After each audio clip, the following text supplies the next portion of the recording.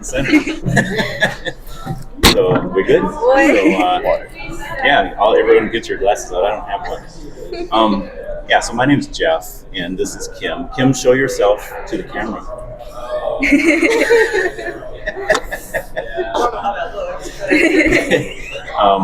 And what are your names? Not just first names. My name is Amy. Amy. And my name is Joanna. Joanna? Yeah. My name is Jonathan. Jonathan? Yeah. Okay. So the question is, what do you think happens after this life? So what's your initial reaction to that? I'll ask more questions about it, but I don't know who wants to start.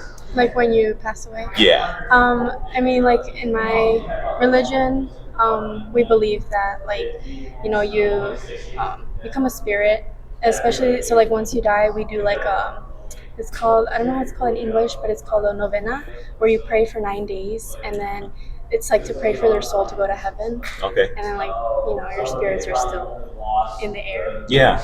That's what I believe. And that's Catholic, right? Yes. Yeah. Okay. Is that? Are you from another country or? I was born here, but yes, my family's Mexican. So it's like a Mexican tradition. I think Yeah, it's stronger in Mexico because I Yes. have heard of that before, and I'm a retired teacher, and I had another teacher who had someone pass away, and he was telling me all about it. That they did that. It's very Mexican based, like it's called a novena. But like my family, we're very, like, everyone who's passed away in my family, we always do one for them. Yeah. So, And it's like the whole house is filled with people, and you yeah. And you like light up a lot of candles, and you just like you pray for them. It's like an hour long from the day that they pass, and then like for 9 days. Is it like straight. right at sunset or something? Or? It depends.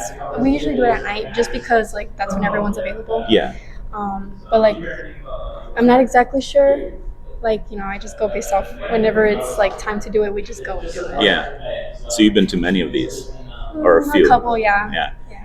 Not a happy time? Like, are people free to just talk and socialize? Yeah, or? afterwards, people always bring like food, cookies. We usually have like hot chocolate or like hot tea, coffee, and like we, you know, you're like kind of like, yeah, they passed away, but you're kind of celebrating. Like they're like they were alive at one point. Yeah, So, especially if it's an older person who, you know, lived a good life or whatever. You usually, it's sad, but like, you know, it's at the end of it, like everyone's just talking about the person, like how they were in life, and it's I think it's beautiful. Yeah, sounds like it. Yeah. So you believe they go to heaven, Mhm. and just kind of go along with the Catholic beliefs about that. Yes. Yeah. So how about you, Joanna? I honestly think the same thing because I'm also Catholic, my family's Catholic, and we also go on based on the same traditions. Mhm. Because not recently, but I mean, my primo passed away, my cousin, so it also makes like a impact. Like we celebrated his life by doing that, so he could rest in peace, basically, and go to heaven. And like she said, it's upsetting, but it's also good to see like how like we can't take life for granted and all that. So Yeah. And it just comes to show how many people like love that person. Yeah. Like your house is full of all these people that love the person. Yeah. That's cool. How about you, John? Yeah, so I'm also kind of like the same religion, Catholic, and pretty much do the same thing.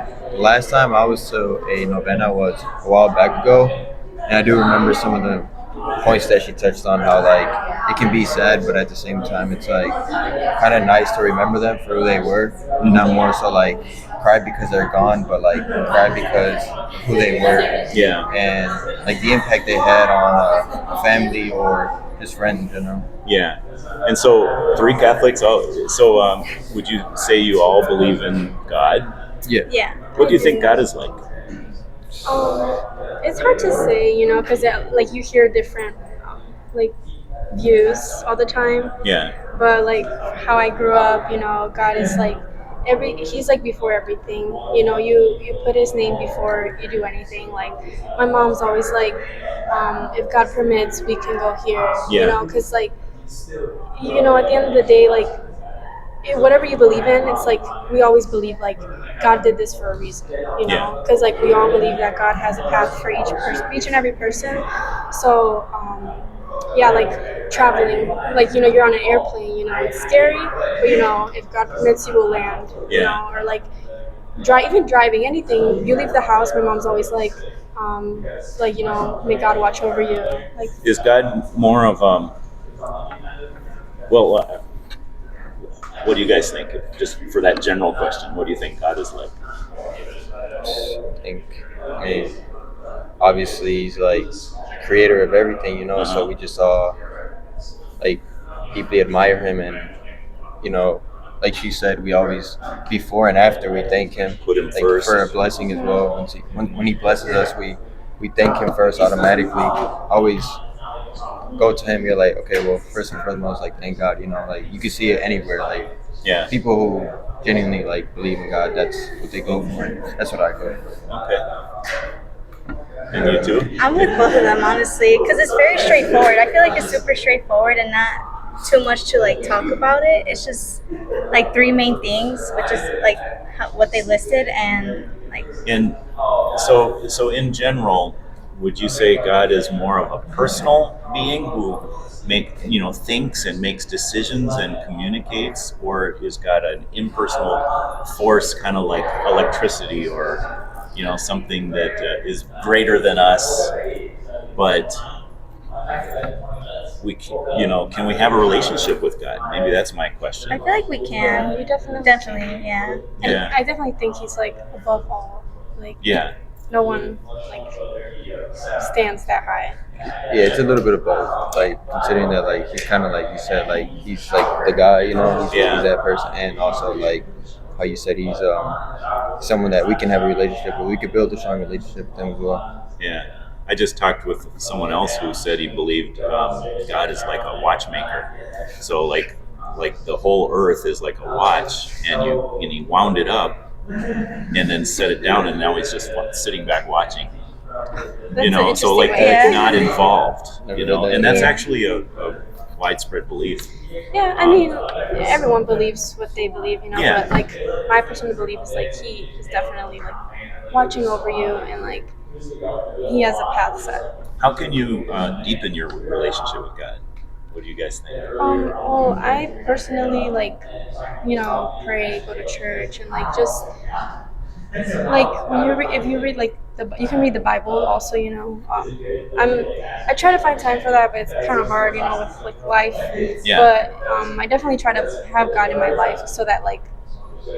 I don't know if this would make sense, but like sometimes when you have a connection with God, you feel like you know what you're doing right and wrong. Yeah. Like he helps you like follow that path. Make decisions. Yes. And sometimes the paths that we have to choose from are not right or wrong. It's just like it's either this path or that path, and they both seem okay. Right. And that's where we really need help, right? Yeah. So and it's hard. Sometimes you'll ask like God for a sign, and sometimes he gives it to you. Yeah. And I think that's what makes you believe in like that he's there, that he's real. So some people think of God like he's like a Santa Claus, and so they only go to God when they want something. Oh yeah, right? Yeah. A lot of people do that, and I think it's like I learned that because at one point like I like wasn't really like praying constantly, wasn't really like involved, and then like once something happens, you're like, oh, like I'm only here to ask you for help when I need help, Right. And it's like after that, like I just pray whenever, like even if I don't have anything wrong in my life. Cool. That's cool. I like want to like be involved and say like, hey, like just thank you for making like keeping me the way I am right now. Like I'm happy in my life, and just talk to him here and there, like regardless how bad or good your life is. Yeah. I don't know if you guys are like friends that go way back, or just met in class, or know each other from high school, or we kind of I would say we've known each other like since high school. But I'm willing to bet that if one of you was like only talk to the rest of you when they needed something, they wouldn't be your friend. See what I'm saying? Yeah. Like they're willing, like you guys are there to hear each other out when when bad times are bad or when they're good or whatever. Mm-hmm. Right. So like so that's what you learned, is that you can't just go to God like a Santa Claus. Yeah. Other people think God is like a traffic cop, like he's just like waiting for us to do bad things and he's writing them down, like busily writing things down so he can, like get his quota in, I guess, of tickets. So there are different ways to look at God, Yeah, for sure. Some think he's like an old grandpa who he's just like, oh, boys will be boys, and just kind of like, like we do bad things and he's just like, yeah, well, it's okay, let's just slide, and the truth is the Bible presents God as, number one, Jesus said to his followers, when you're going to pray to God, pray our Father who art in heaven. And to refer to God as our Father, that was like revolutionary at that time, and so to think of God in number one, family terms and personal terms like that. And there's actually places in the Bible where it says we can refer to God. It says Abba, Father, which in the original language means daddy. So it's like a term of endearment, I think we do need to respect God, like where we're not going to be that comfortable all the time, I don't know, we have to keep in mind this is the creator of the universe we're talking to. Right. But the other thing is, you mentioned God is the creator. The Bible also says he's the sustainer. So what that means is he didn't just create everything, he keeps it going. So like every beat of my heart, it's like I can't even control my heart beating, but God's controlling it, and every beat of my heart is a gift from God, another day of life, that kind of thing. So you guys have all been through like catechism class, confirmation and stuff? Yeah. So you've heard about Jesus, and I know you can fill in the blank. Jesus died for our sins. Would you have said that? Yeah. Yeah. Jesus died. You just weren't that fast. Right? So Jesus died for our sins. What does that mean? What do you guys think about that? Well, we all sin. Like that's not, no one's. I know I do. No one's perfect. We all sin, and he, as long as you like pray and you confess, he'll forgive you for them. And it's like, at one point everyone sinned, and then someone has to take the blame. And that's what he did, and he died for all of us. So that's why I keep I sin, but I confess and I pray, and I'm like, forgive me, and then I feel relief. Yeah. Is that what you guys think too? Jesus? Yeah, with that, I sin too. Yeah. So I just always pray to God. I always, in my day, every day, I try to at least have at least 10 minutes of alone time in my room and just dedicate it to Him. Yeah. And that's when I feel closer to Him, so I feel more comfortable to express how I really feel and all that. And that's when I express my sins. I'm sorry for I have sinned. And from there I feel better, because in my heart it's out of I'm sincere about it, because I know I'm gonna try to do better and try to not do that sin again. Yeah. And from there I feel honest with Him. I don't feel lying, because I feel you're not pretending you're someone you're not. Yeah. Mm-hmm. How do you find the time? Some days you're busier than others. How do you make sure you do that time every day? At least before I go to sleep. I try to at least before I'm gonna go to bed. That's when I'm trying to go to sleep and all that. And when I can, so I'm okay, I'll just pray. It's a good habit that you've developed. Yeah.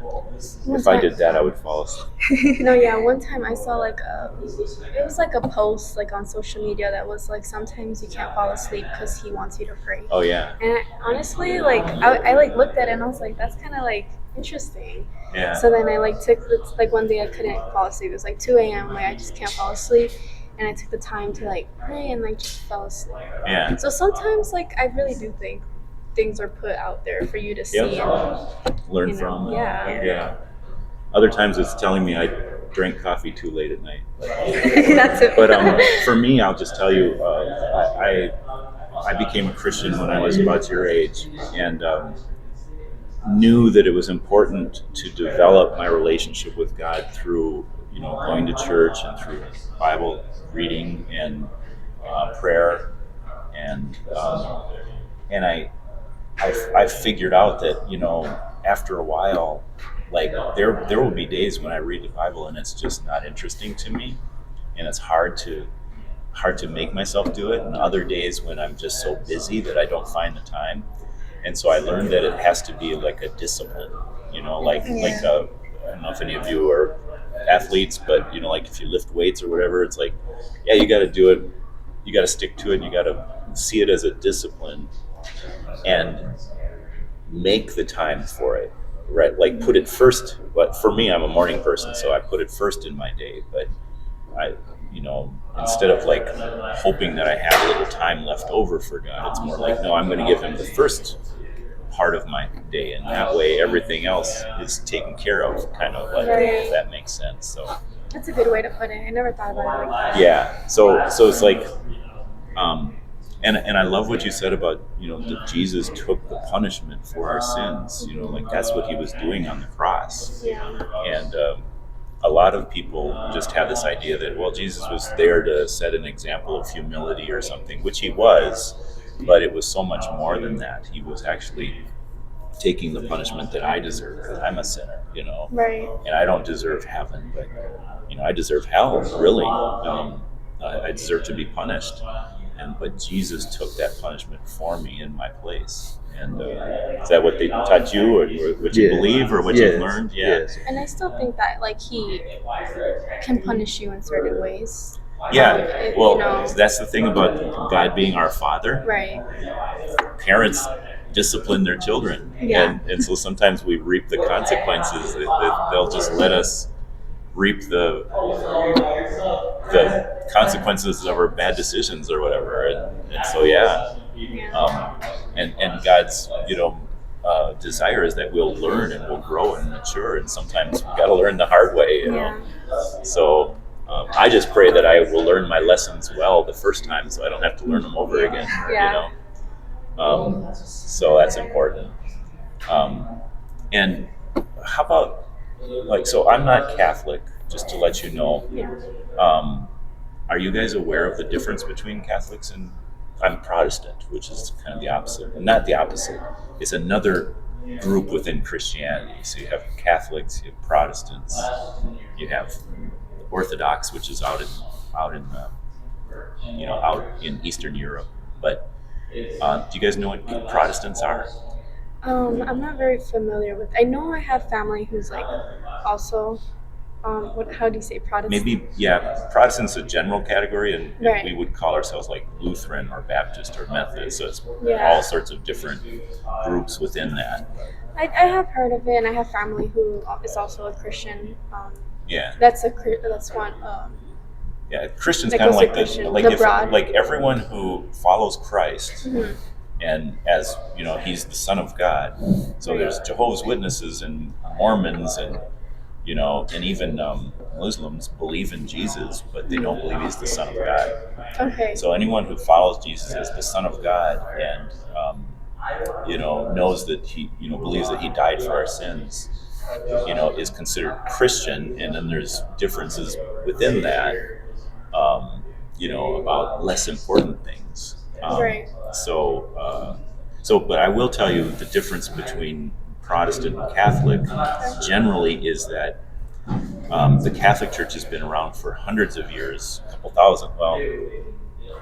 over 1,000 years, almost 2,000 years, and it's much more traditional. So the teachings that you got in, say, confirmation class or catechism they're based on the Bible, but they're also based on church history and tradition. And the Protestants protested that some of the traditions of the Catholic Church aren't based on the Bible; they're just based on man-made teachings. And so they protested that, and they said, "No, the Bible has to be more important." And it happened right around the time that they invented the printing press, and so people could start reading the Bible for themselves. So the Catholic Church was super important for hundreds of years because no one had Bibles. They were the only ones who, like the priests, could read the Bibles and had a Bible, a handwritten Bible. And so then they started printing them, and so Protestants, generally speaking, take the Bible as their main authority rather than church teachings, generally. So, so like we do, like as a Protestant, like when I go to church on a Sunday morning, the sermon, like you guys have a, what's it called, a homily, right? Like the message that the priest gives. How long is that usually? Maybe 10 minutes? Maybe like, yeah, for like 10, 15. 10, 15 minutes. So when I go to church, it's 45 minutes. And it's like in-depth Bible teaching. See what I'm saying? Yeah. So it's like, had to sacrifice some other things that we don't do in church, but the Bible teaching is kind of front and center. And then a lot of Protestant churches will have Bible studies throughout the week to, deepen our understanding of the Bible. So all that to say is, it's not just important to read the Bible for ourselves, but also, it's very helpful, I've found, to get in Bible study groups. And there's actually a Bible study group here on campus. I haven't gone to it, but I've heard some wonderful things about it. It's InterVarsity. Have you guys ever heard of that? I don't think so. So there's probably signs around somewhere, but they meet on Tuesdays, I think at 11, if I'm not mistaken, in a classroom around here somewhere. But so I would really recommend you guys check that out.